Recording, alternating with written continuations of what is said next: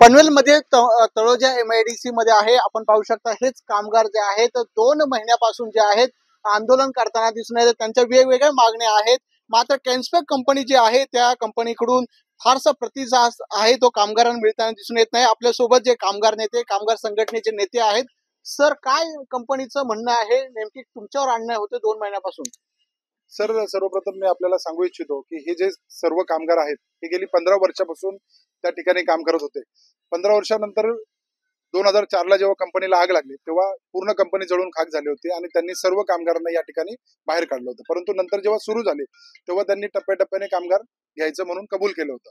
परंतु सुरू झाल्यानंतर देखील आमच्याकडे कामच नाही ह्या भूमिकेत कंपनी राहिली आणि आज कंपनीला लोकांची आवश्यकता आहे. त्यांनी दुसऱ्या कॉन्ट्रॅक्टरच्या थ्रू लोक भरलेले आहेत, जवळजवळ 80 लोक भरलेले आहेत. आमची मागणी एवढीच आहे की जर तुम्ही दुसरी लोक भरताय ज्यांनी 15 वर्ष त्यांच्या आयुष्याची तुमच्या कंपनी मोठी करण्यामध्ये घालवलेली आहे तर त्या लोकांना प्राधान्य तुम्ही दिलं पाहिजे. परंतु तसं होताना दिसत नाही. ह्यांचं ह्या कामगारांना बाहेरच काढायचं आहे, स्थानिक भूमिपुत्रांना बाहेरच काढायचंय ही भूमिका या कंपनीची दिसते.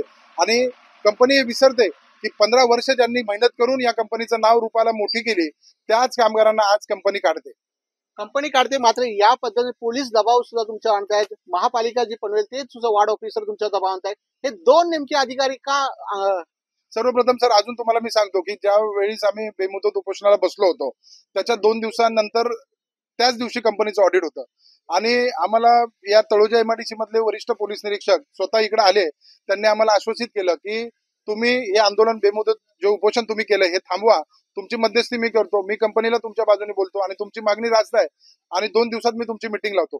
2 दिवसात मिटिंग लावतो म्हणजे काय झालं की त्या ठिकाणी 2 दिवस कंपनीचं ऑडिट होतं आणि ऑडिट असल्यामुळे कंपनीला कुठंतरी एक सेफ बाजू करायची होती. कारण हे जर असं सगळं चित्र दिसलं असतं तर निश्चितपणे ऑडिटरनी कंपनीला ब्लॅकलिस्टेड केलं असतं आणि ती भीती कंपनीला होती आणि त्याच्यामुळे आम्हाला त्या ठिकाणी गोड बोलून या ठिकाणी उठवलं.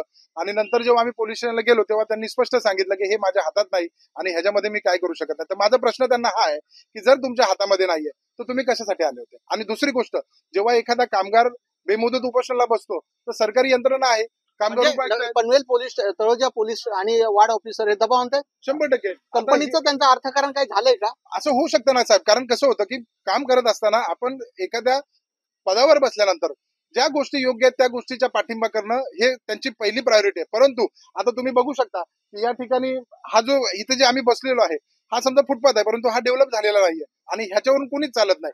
तुम्ही जर वरती बघितलं तर ह्या ठिकाणी ताडपत्री लावलेले आहे, उन्हापासून संरक्षण, पावसापासून संरक्षण म्हणून लावलेले आहे. परंतु वरिष्ठ पोलीस निरीक्षकांचा वॉर्ड ऑफिसरला फोन जातो की हे लवकर उचला, हे बंद करा आणि अशा प्रकारचा निरोप घेऊन महापालिका आमच्याकडे येते. ते स्पष्ट आम्हाला सांगतात की बाबा आम्हाला पोलीस स्टेशन मधून फोन येतोय आणि त्याच्यामुळं आम्ही हे तुमचं काढणार आहे. पोलीस स्टेशन मधून फोन येतो. आपल्याबरोबर कामगार नेते आहेत. सर, काय मागण्या आहेत? 2 महिने झालेत, कामगारांना का वंचित ठेवलं जातं कंपनीकडून? आमच्या मागण्या एवढ्याच आहेत की हे कामगार जवळजवळ 15 ते 20 वर्षापासून या कंपनीमध्ये काम करत होते. कंपनीचे कठीण काळामध्ये या लोकांनी कंपनीला प्रामाणिकपणे मदत केलेली आहे. तर त्यांना कंपनीने पूर्ववत कामावर घ्यावं, त्यांचा जो पगार त्यावेळेला जो होता त्या पगारामध्ये कामावर घ्यावं. प्लस त्यांनी जे एवढे महिने त्यांना बाहेर ठेवलंय तर त्यांचं जे बाहेर ठेवलंय तो थकीत वेतन कंपनीने त्यांना द्यावं. याच फक्त रास्त मागण्या आमच्या आहेत. किती कामगारांना बाहेर ठेवलेलं आहे? कंपनीने जवळजवळ 104 कामगारांना बाहेर ठेवलेलं आहे आणि आमची मागणी तीच आहे की बाबा भले तुम्ही टप्प्याटप्प्याने घ्या किंवा एकत्र घ्या. आज कंपनीने 80 लोक जर भरलेले आहेत याचा अर्थ 80 लोकांना काम आहे. मग आमचे आज 80 लोक इथे बसलेले, हे कामगार घ्यायला काय प्रॉब्लेम आहे? उलट एक्सपिरियन्स वाले कामगार असल्यामुळे हे सगळ्यात जास्त चांगलं काम करू शकतात. पूर्वी परिस्थिती अशी होती की हेच कामगार काम करत होते आणि परमनंट कामगार झोपलेले असायचे. या कामगारांशिवाय कंपनी चाललेली नाही हे मालकाला सुद्धा माहिती आहे. पण मालकांनी का आडमुठे धोरण घेतले आपल्याला काय माहित नाहीये. पण आमची तरी सुद्धा त्यांना विनंती राहील किंवा त्यांनी या कामगारांना ताबडतोब कामावर घ्या. 104 जे कामगार आहेत त्यांना कामगारांना परत घ्या अशी भूमिका कामगार नेते, कामगार संघटना व्यक्त करता दिसून येते. मात्र पनवेलचे वार्ड ऑफिसर आणि तळोजाचे MIDC पोलीस स्टेशन निरीक्षक जे असलेले ते कामगारांना दबाव आणतायत का, असं गंभीर स्वरूप जे आहे कामगार नेत्यांनी, इथल्या कामगार उपोषण जे करत आहेत त्यांनी केलेलं आहे. त्यामुळे महापालिकेचे अधिकारी आणि पोलीस स्टेशनचे जे निरीक्षक आहे ते कामगारांवर दबाव आणून एक प्रकारे उपोषण होणार नाही याची खबरदारी घेताना दिसून येते. कंपनीचे जे अहिर अधिकारी आहेत त्यांच्याशी आपण संपर्क साधला. त्यांनी सुद्धा सांगितलं हे प्रकरण जे आहे ते कोर्टामध्ये आहे. जेव्हा कोर्ट काही निर्णय घेईल, न्यायालय त्यावेळेला या कामगारांचा विचार केला जाईल. त्यामुळे आपण कंपनीच्या व्यवस्थापनाशी बोलण्याचा प्रयत्न केलेला आहे. कॅमेरामन ज्ञानेश्वर बागडेसह विकास मिरगणे, साम टीव्ही, तळोजा MIDC, नवी मुंबई.